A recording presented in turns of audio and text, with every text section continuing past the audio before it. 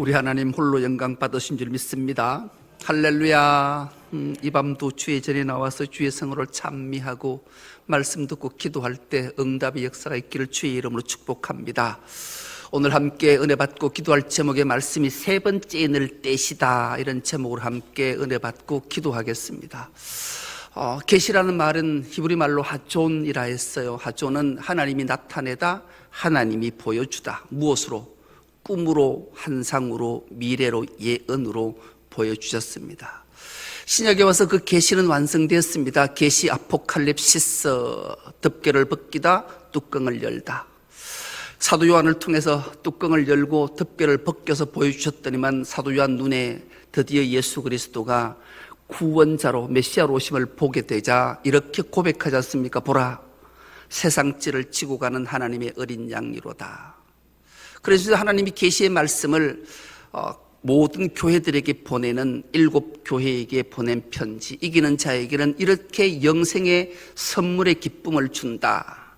그래서 하나님의 보좌에 앉는 놀라운 강령을 줬는데, 가만히 보니 우리가 이겨서 하나님이 씌워주신 금관을 쓰고 입혀주신 흰옷을 입은 것이 아니라 주께서 이기게 하시고 그 자리에 앉아 있게 하심을 깨닫자 씌워줬던 간을 벗어서 주께 드리게 됐지요. 그때 기가 막힌 현상 하나를 보게 되잖아요. 하나님의 오른손에 들려있는 두루마리, 그 두루마리가 이미 봉인돼 있어서 이 뗄 자가 없다. 그 말 듣고 사도 요한이 울자 하나님이 울지 말라 하시면서 뗄 자가 있다. 드디어 그 인을 떼신 어린 양 예수 그리스도의 모습, 7 교회와 7인가 7 나팔과 7 대접이 끝나고 나면 어린 양의 혼인잔치가 벌어지게 되고, 혼인잔치가 마쳐지면 정말로 기가 막힌 놀라운 역사들을 듣게 되는 일들이 생겨나게 되는데, 그것을 성경은 천년왕국이다 그래요. 천년왕국이 딱 펼쳐지고 나면 새하늘과 새 천지가 열리게 되는데, 그 놀라운 일들, 우리가 정말로 하나님이 이기게 하신 끝까지 믿음으로 승리한 자들에게 기막힌 일들을 보여주게 되고, 그럴 때 마지막 신앙의 고백, 믿음의 고백이 마라나타, 아멘 주 예수여 오시옵소서 하는 것으로 계시를 마치게 되는 거죠.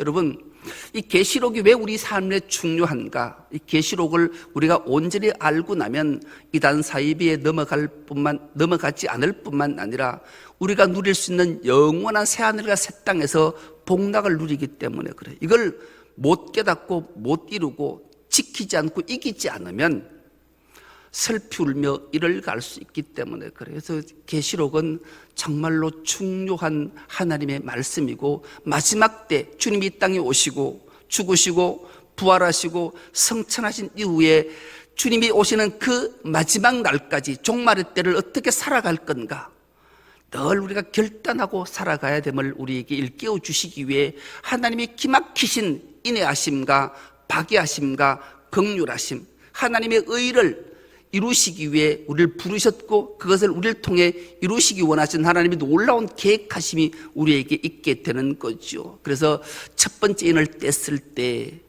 흰말을 탔어요. 여러분, 흰말은 승리를 상징하잖아요. 우리를 구원하시고 이기게 하신 예수 그리스도가 드디어 승리로 오시는구나 라고 봤더니 그 손에 금이 아니라 활이 들려 있었어요. 참 메시아, 참 그리스도인 줄 알았는데 적그리스도임을 알게 된 거죠. 활은 죽이는 역할을 하잖아요. 그래서 우리가 교회 안에서 참 그리스도, 적그리스도 분별이 그렇게 어렵진 않아요. 내가 적그리스도에 속해 있는가 참 그리스도에 속해 있는가를 금방 알 수가 있기 때문이죠. 적그리스도에 속해 있는 자는 넘어뜨리게 하고 잡아뜨리는 역할을 하는 거예요. 그래서 적그리스도가 한국교회에 얼마나 많은지 몰라요. 막 장풍 써가지고 막 잡아뜨리는 건 다 적그리스도가 하는 거예요. 여러분, 참 그리스도는 세워주고 이렇게 세우고 살게 하는 거예요. 적그리스도는 넘어지게 하고 자빠지게 하고 죽게 만드는 게 적그리스도의 대표적인 예예요. 여러분, 결코 이거 잊으시면 안 돼요. 어느 교회든 어디 기도원이든 어느 상황 속에 가서 잡아뜨린다, 넘어뜨린다, 이거 적그리스도 빨리 탈피하셔야 돼요. 넘어진 자를 세워주고 엎어진 자를 이렇게 세워서 살리는 역할을 해야 돼요. 이 교회도 마찬가지. 이 교회 안에서도 우야든동 누군가를 비난하고 비판하고 넘어뜨리게 하고 실족하게 하는 건 적그리스도에 속한 자예요. 누군가가 실족해서 넘어져 있고 엎어져 있으면 그를 이렇게 세워서 그에게 권능의 손으로 잡아서 구원의 자리로, 예배의 자리로, 찬송의 자리로, 기도의 자리로 이끌어주는 이 역할이 참 그리스도에게 속한 자임을 우리에게 알게 하는 말씀이었어요. 두 번째 인을 뗐어요. 두 번째를 떼고 보니까 이번에는 붉은 말, 여러분 붉은색은 피를 말하는 거예요. 근데 가만히 보니까 피는 십자가의 보혈이기도 한데 찬찬히 보니까 이것은 누군가로부터 허락을 맡았다. 즉 욥에게 나타났던 사탄이 하나님께 허락을 맡았는 것처럼 하나님께 허락을 맡은 이 적그리스도가 이 화평을 깨뜨리기 위해서 붉은 말을 타고 온 교회 세상의 전쟁으로 피비린내 나는 아픔, 평화를 깨뜨린 역할을 하는 거예요.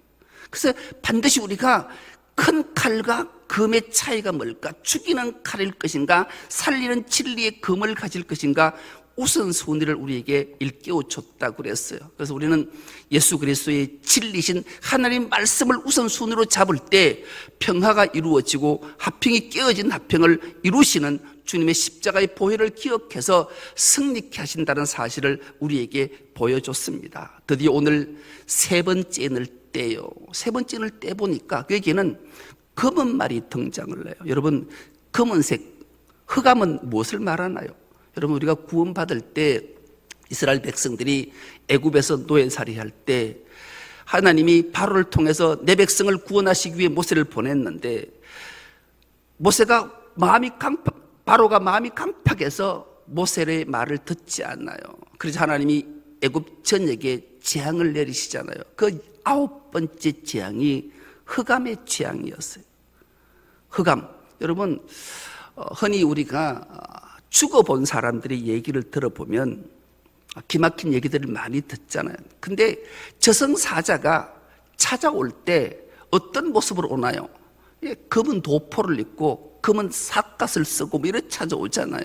여러분, 기가 막힌 검은 흑암은 우리가 예수 믿는 사람이 죽을 때 찾아오는 것, 흰 옷을 입은 천사가 찾아온다잖아요. 그래서 죽는 모습을 보면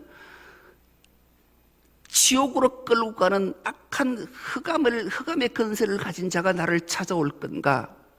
흰옷 입은 천사가 나를 데려올 건가를 보면 우리는 알 수 있어요. 그래서 우리가 꿈에도 그런 모습 보면 검은 것은 무서움을, 지옥을, 흑암을 우리에게 상징하게 돼요. 그런데 놀랍게도 이 검은 빨을 탄 자가 손에 보니까 저울을 들고 있다. 그래, 오늘 본문을 한번 다시 보십시오. 셋째 인을 떼실 때 내가 들으니 셋째 생물이 말하되 오라 하기로 내가 보니 검은 말이 나오는데 그 탄 자가 손에 저울을 가졌더라. 그래요. 여러분, 저울은 무엇을 상징할까요? 저울은 우리가 잘 알다시피 무게를 책정하고 다는 역할을 하는 거잖아요. 이 당시에 저울은 경제 상황을 말하는 거예요. 오늘날 또 이 저울은 경제 상황을 말하기도 해요. 그리고 정의와 공의를 상징하기도 하죠. 우리나라에 그리스 신화에 등장하는 제우스의 딸인 디케라는 여인이 정의의 여인이 정의. 그래서 우리나라 대법원에 가면 이렇게 요 모습이 있어요. 우리나라의 대법원에는 이렇게 정의의 사도가, 정의의 여신이 저울을 들고 있고 옆에 책을 갖고 있어요. 법전을 갖고 있어요. 사진을 교차적으로 같이 한번 띄워주시겠습니까?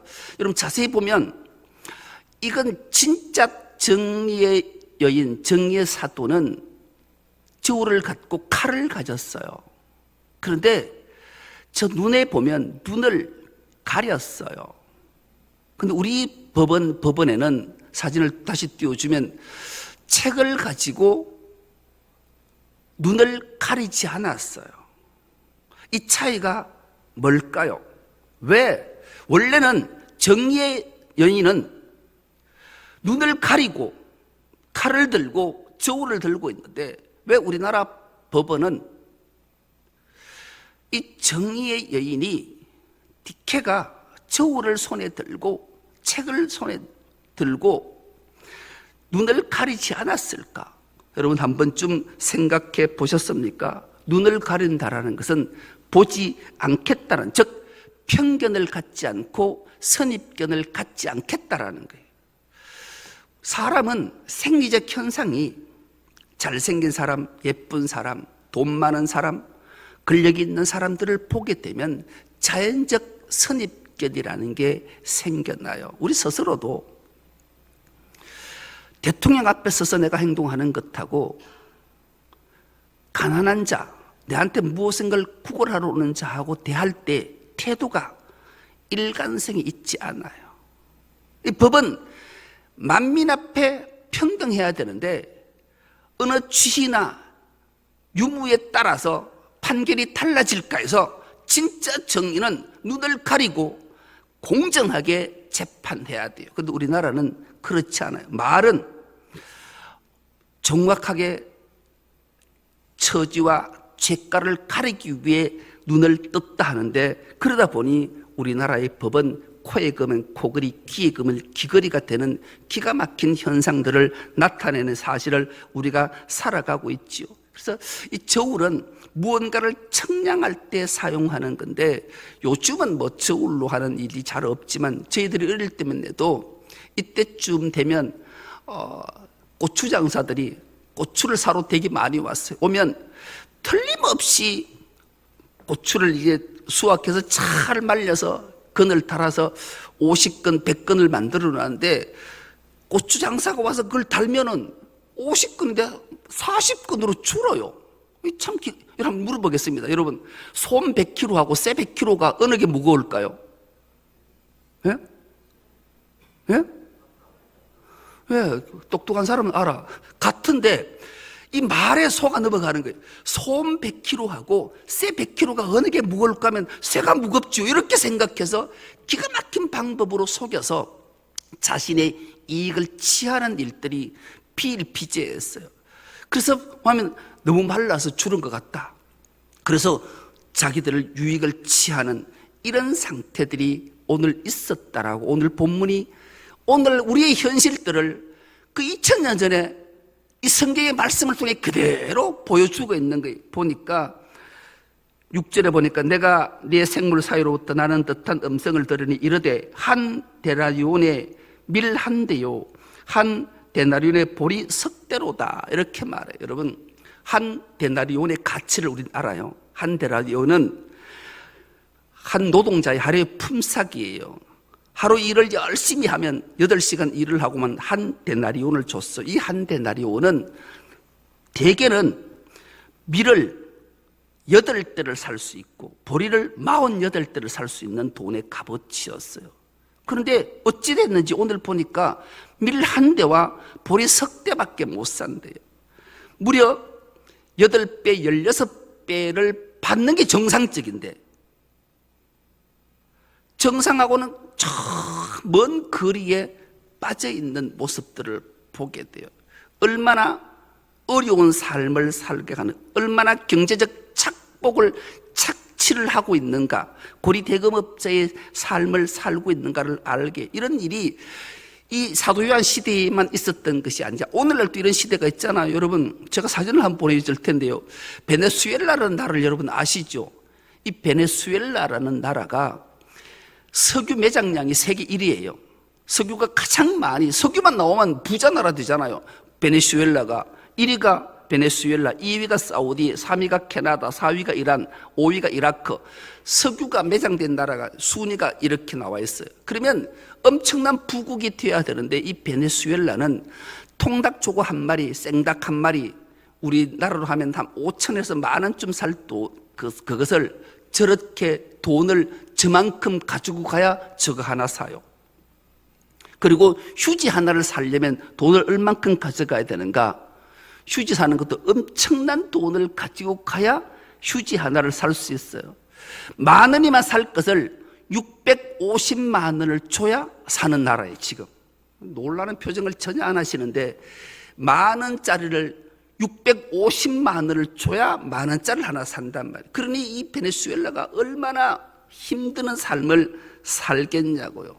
왜요? 검은말을 탄 적그리스도가 저울을 가졌는데 이 경제를 자기의 부호 축적하는 데 다 사용하기 때문에 그렇다라는 거예요. 오늘날 세계의 모든 경제도 그런 형태를 가지고서, 여러분 세계의 돈이 뭐 천문학적인 계산이 안 나오잖아요. 그런데 세계의 5%가 90%의 자산을 다 갖고 있다 그래요.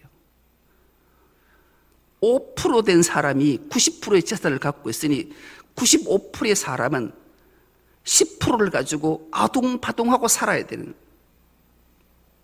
참, 그런데 이걸 놀랍게도 주님은 계시를 통해서, 사도 요한을 통해서 말씀하는데, 문제는 이것이 재난이 끝이 아니라 시작이라는 데 문제가 있는 거예요. 7인을 떼보니까 첫째 인, 둘째 인, 셋째 인을 떼는데 계속 이렇게 떼는데, 적그리스도가 통치하는 나라는 필연적으로 이런 종말의 때를 우리가 살아간다라는 거죠. 말세의 징조들이 그런 거예요. 이 징조들은 이뿐만 아니잖아요. 재난이 세계 처치에 얼마나 많으냐고. 지금 태풍이 올라와서 베트남, 일본, 중국의 수많은 수재민들, 지금 미국도 마찬가지고, 이 나라들이 얼만큼의 지금 피해가, 수많은 사람들이 생명이 잃고 있는 것들을 잘 알아요. 그럼 왜 이런 기근이 발생했는가? 기근의 발생의 원인이 양극화 현상 때문이라는 거예요. 시장 경제를 자유롭게 맡겨놓으면 이런 형태가 생겨요. 천민 자본주의가 된단 말이에요. 빈익빈 부익부가 끊임없이 심화된다라는 거죠. 이거는 가진 자가, 윤리가 무너지면 나타나는 현상들이. 그래서 우리나라하고 선진국들 잘 사는 나라는 배 터지게 먹는데, 저 아프리카 같은 나라는 배고파서 4초에 한 명씩 굶어 죽어야 되는 현상. 똑같은 지구상에 사람이 존재하는데 우리는 음식물 쓰레기로 몇 조씩 버려야 되고, 거기는 먹을 것이 없어서 4초에 한 명씩 굶어 죽는 나라. 이건 윤리의 생명의 문제인 거예요. 내가 가지고 내어놓지 않으니까. 식량은 풍족하게 생산이 되어서 한 100억 인구가 먹고도 남는데, 지구상의 인구는 80억밖에 안 되는데 굶어 죽는 숫자가 4초에 한 명씩 생겨난다는 것은 놀라운 일이 아니겠습니까? 뭐겠습니까? 바로 윤리가 무너졌기 때문에 나타나는 현상이라는 거죠. 그래서 성경은, 유럽에는, 기독교 국가는 그런 것들이 많아요. 지금도 우리가 성경에서 최초에 발생하는 게 아브라함을 통해서 나그네 한듭배이라는 게 있잖아요. 고아와 가보와 나그네는 반드시 그를 대접하고 그에게 풍족히 먹을 것을 주고 여비까지 줘야 되는 것이 성경이 가르치는 그리스도인이 해야 될 법을 하나님이 우리에게 주셨어요. 더 나아가 신약에 와서는 예수 그리스도를 통해서 선한 사마리아인의 법을 제정했잖아요. 그런데 세상은 이 양극한 현상이 나쁜 사마리아인이 되어서 자기만을 부하게 만드는 행동들이라는 거죠. 그렇다면 해결 방법은 없는가? 해결 방법은 바로 성경적 청지기 의식을 기억하고 실천할 때만. 우주의 만물 모든 것은 하나님의 것이다. 하나님께서 나에게 맡겨주셨기에 맡은 자가 사명은 가난하고 소외보고 아파하고 힘들어하는 자들에게 그들을 살리고 그들에게 나눠주고 그들에게 세워주고 그들에게 힘을 주는 역할을 그리스도인이 해야 된다고 성경은 우리에게 가르쳐 주는 거죠. 이것을 실천하지 않으면, 분배의 정의는 사랑과 헌신이 기초하지 않으면 결코 분배할 수 없는 거예요. 그래서 우리는 자꾸 가지려고만 하잖아요. 세상은 그렇게 해요. 그러나 우리 그리스도인들은 가지려고만 해서는 안 되고 가진 것을 끊임없이 나누어야 돼요. 이것이 바로 우리가 해야 될 일이죠. 이것이 성경이 가르치는 사랑과 헌신을 말씀하는 거예요. 그렇다면 왜 이것이 이 세상 속에 통용되지 않을까? 왜 안 될까? 우리가 청지기 사명을 갖고 있고 하나님이 뭐라고 말씀하시는 걸 다 아는데, 기독교 인구가 32억이나 되는데 왜 이게 실천이 안 될까? 그 이유를 하나님은 아모스를 통해 우리에게 들려주시는데요. 아모스 8장 11절은 우리가 한 목소리를 합독해 보겠습니다. 시작. 그날이 온다. 나 주 하나님이 하는 말이다. 내가 이 땅에 기근을 보내겠다. 사람들이 배고파하겠지만 그것은 밥이 없어서 겪는 배고픔이 아니다. 사람들이 목말라 하겠지만 그것은 물이 없어서 겪는 목마름이 아니다. 주의 말씀을 듣지 못하여서 사람들이 굶주리고 목말라 할 것이다. 아멘. 여러분, 결과는 주의 말씀을 듣지 않고 듣는 자가 순종하지 않기 때문에 이 땅은 목말라하고 기근이 있고 배고픔이 있다라는 거예요. 오늘 우리가 하나님의 말씀을 듣고 순종하지 않으면 여전히 목말라하고 배고파하는 세상을 살아갈 수밖에 없는 거죠. 그 이유는 뭘까요? 왜 하나님 말씀을 듣지 않고 순종하지 않을까요? 바로 탐욕과 욕심 때문에 그래요. 여러분, 이건 목회하면서 여러분 신앙생활하면서 여러 번 봤을 거예요. 하나님은 우리에게 안식을 원하셨어요. 안식이라는 히브리 말이 샤바트인데요. 샤바트는, 안식은 다른 말로 정이라는 말이기도 해요. 정의는 일을 그치고 쉬고 평안하고 구원하고 사명하고 성도 세워주고 창조에 감사하는 역할을 하라는 거예요. 그러니까 6일 동안 열심히 일을 하되 일곱째 되는 날 안식하고 주의를 지키고 하나님의 사랑과 헌신을 기억하고 다시 한번 샘을 얻고 감격하는 삶을 살아내야 되는데 쉬지 않고 일을 하는 거예요. 쉬지 않고 일. 여러분, 땅은 하나님의 것이라 하잖아요. 이스라엘 백성들이 이 말을 듣지 않았어요. 하나님이 안식해라, 안식일 범하면 안 돼. 그런데도 끊임없이 내 부를 축적하기 위해 애쓰는 거예요. 하나님이 하도 말을 안 들으니까 결국 하나님은 그 땅을 강제로 쉬게 하시잖아요. 70년 동안 쉬게 해요. 바벨론 70년 역사가 그렇게 생긴 거예요. 빼앗기고 나니까, 안식을 빼앗기고 나니까 아이고 그때 쉬었으면 됐을걸. 그 땅을 치고 후회한들 못하겠어요. 그래서 우리가 말씀을 들으면 깨닫고 깨닫는 것으로 그치는 것이 아니라 순종하고 삶에 실천해야 돼요. 저는 그런 분들이 여러 번 만나봤고요. 우리 교회에서도 그런 분 봐요. 진짜 보고 있어요. 여러분, 스스로에게 찔리는 사람이 있을 거예요. 내가 정말 아둥바둥 내가 막 욕심으로 탐욕으로 다 모아놓으면 이 정도만 모아놓으면 괜찮겠지 하는데 어느 날 한 방에 훅 가잖아요. 자식이 사업에 실패를 했다, 병이 생겼다, 뭐이 생겼다 해서 한 방에 날아가는 사람들 많잖아요. 지난번에 있었던 교회 그 권사님은 눈에 생생해요. 이분은 일철만 되면 일을 막 진짜로 그만큼 일하는 사람, 야 진짜 대단해요. 대단해요. 2월달부터 10월달까지 막 죽으라고 일하고 막 자기 일 마치면 저 강원도까지 일하러 또 가요. 주일에 가서 돈 버는 재미가, 목사님 돈 버는 재미만큼 좋은 게 없어요. 맞아요. 막 희한해. 근데 12월달 딱 들어섰고 시작하면, 아프기 시작하면 2달 병원에 가서 벌었던 몽땅 다 날린다. 병원비를 다 갖다줘. 참, 그러면서 또 병원에 치료받고 나면 또 1월달 되면 또 일하러 간다. 참, 그 희한해, 그거. 그 제가 몇 번 신방 가서 얘기했는데도 안 돼요. 돈 버는 재미에 빠져서 못 태어나오겠다라는 거예요. 뻔히 아는데. 그리고 12월달 되면 온통 아파가지고 막 내도록 아프다고 목사님 기도해달라고. 기도하면서 안 나게 해주십시오 하는 기도 곧 나올 정도로. 그리고 돈 다 날리고 나면 또 가서 일하고. 그 쳇바퀴 돌 듯. 참 안타까운 모습들을 되게 많이.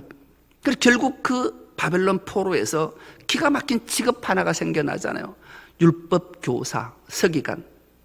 율법교사가 뭐예요? 하나님 말씀을, 살리는 말씀을 이렇게 하기 위해 한다. 이거 지켜야 된다. 그들이 기가 막히게 하나님 말씀을 듣고 순종하고 회개했을 때 하나님 약속대로 70년의 포로를 생활을 마치고 귀환시켜서 그때는 막 힘써서 성질을 재건하고 신앙생활 하다가 어느새 또 평온이 찾아오면 또 범죄하는 인간의 끊임없는 모습.